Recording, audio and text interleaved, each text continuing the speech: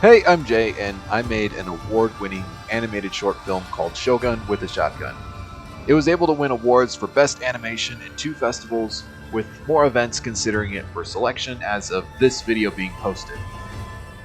Now, this is a part 2 of the behind the scenes for how I made the film, where I go into detail of everything that I did to making this, and even leaving a few tips and tricks here and there for the viewers.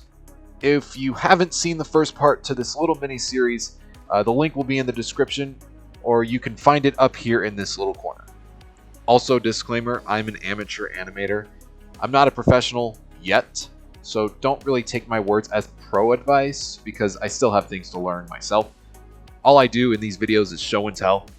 Also, again, this video does contain spoilers for Shogun with a Shotgun, so if you haven't seen the film yet, go check it out. I'll give you a little bit of time to watch the video and come back and continue watching this one.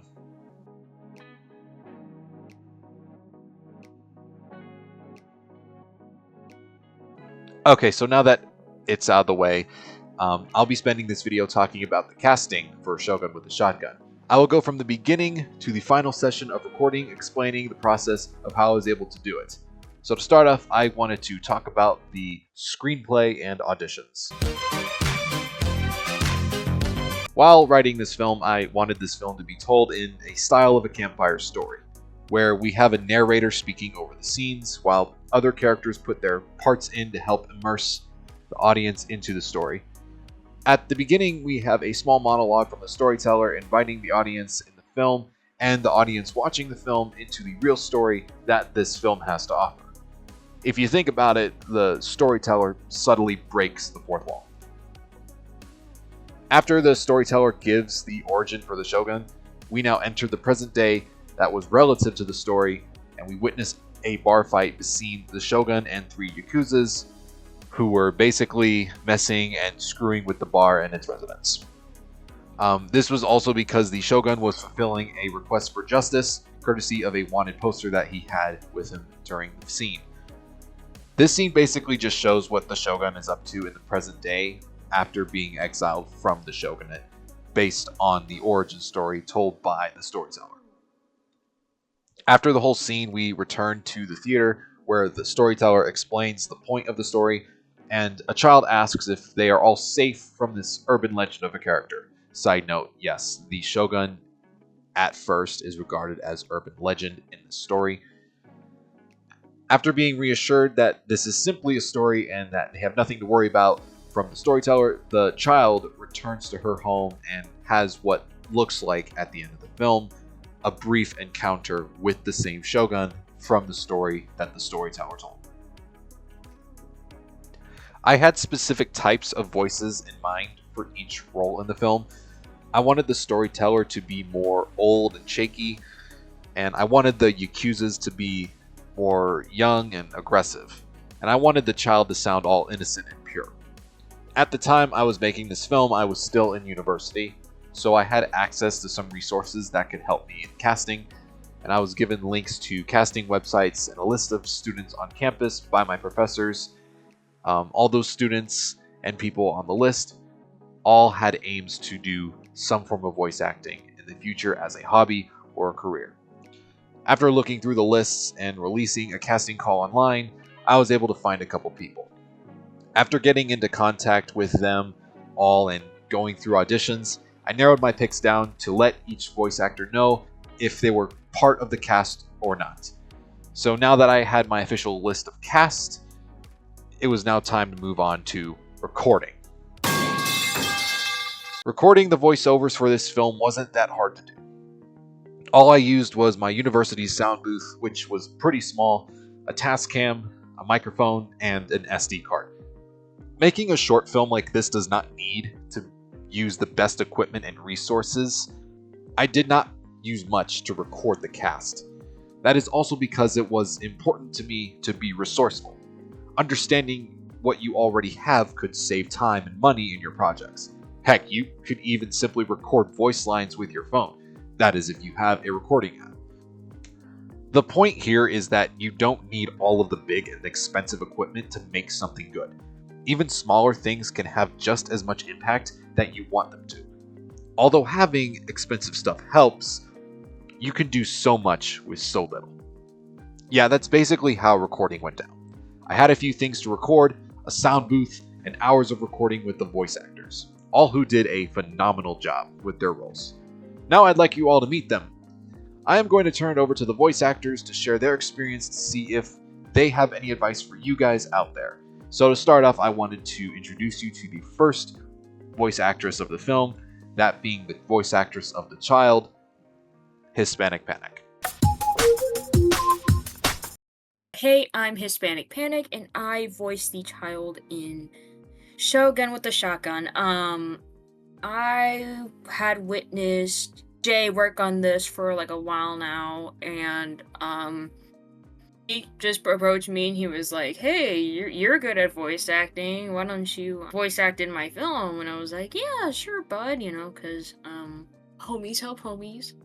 I'd say this was a pretty great experience because I know that Jay's very talented and he put so much into this, and I was glad to contribute the most I could to it, even if, juggling a full-time job and school at the same time caused some delays for me at least, but still just seeing the final product. The recording part wasn't that hard for me personally, but I'd say if we're trying to get into the voice acting business or just like voice acting just for casually, just for recreational purposes, if you are trying to get into voice acting, get a good mic, know your character so you're able to fully exercise your role in the best way possible. And I think just have fun doing it.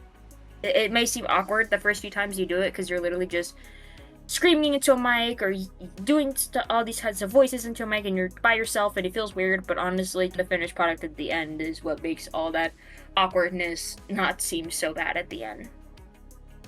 But honestly the recording part was probably the easiest thing for me, not to toot my own horn or anything.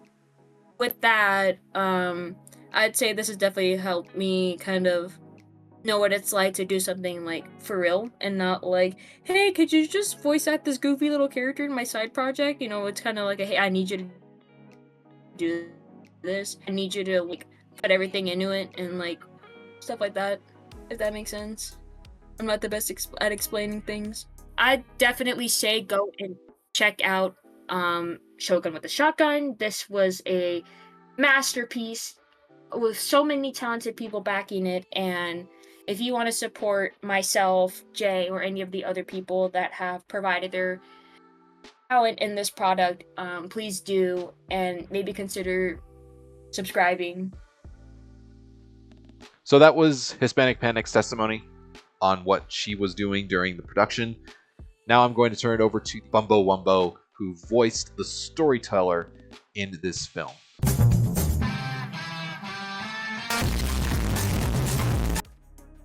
Hello, my name's Zachary, and I voiced the storyteller in Shogun with the Shotgun. I just here to tell you how the whole experience went. Funny enough, I do not actually not went to the college that this animation actually took place at. I reached out through my friend, who then reached out to the director Jay, and that is actually I got on board with this. So, just a bit of networking through networking. That was pretty cool. And even before that, I did do some voice work for animated projects, such as some, as I call it, grunt work, and some short voice work. It's the first time I actually been like in a professionally made like voiceover booth. It's quiet. It is quiet in those things, which, fair enough, you need to have the voice quality come in as clear as possible. So, I mean, it makes sense. It's just, you do not realize just how quiet it is in there. You can hear your own thoughts out loud, if that makes sense. It's not just being able to hear yourself, but also to feel the voice that you're doing. Because whenever you talk, vibrations and all that, but whenever you do a different voice than your standard, it has a very different feeling in like your chest, your throat, and being able to capture that and being able to project it out, it's kind of half the battle, really. So yeah, the storyteller himself, very intriguing character. I kind of, after talking with Jay for a little bit, we kind of reached this conclusion that he is an older gentleman who wants to share this legend to all these people for whatever reason that may be. I kind of think it's just this sort of, because there's a good lesson to be learned from it. He's going to be theatrical, but he's also going to be serious. So, my advice for any voice actors, new or old, that are going into this, just reach out to people, talk, network, find people who share similar interests, this interest with you, and find someone who wants you, basically. If I myself did not reach out to my friend who was animating, if I did not just express my own interest and passion in voiceover, I wouldn't have gotten the opportunities that I have got. Any opportunity that you get is a big step. Just know that when you reach out and you get that opportunity, that's a big thing. And even if you don't, now you're in the mind of another person who can potentially help get you an opportunity without you even realizing it. So that's my advice to anyone going into this field, is just don't be afraid to express your own passion for voiceover too, because if you have the passion for it, people will notice that, people will want that.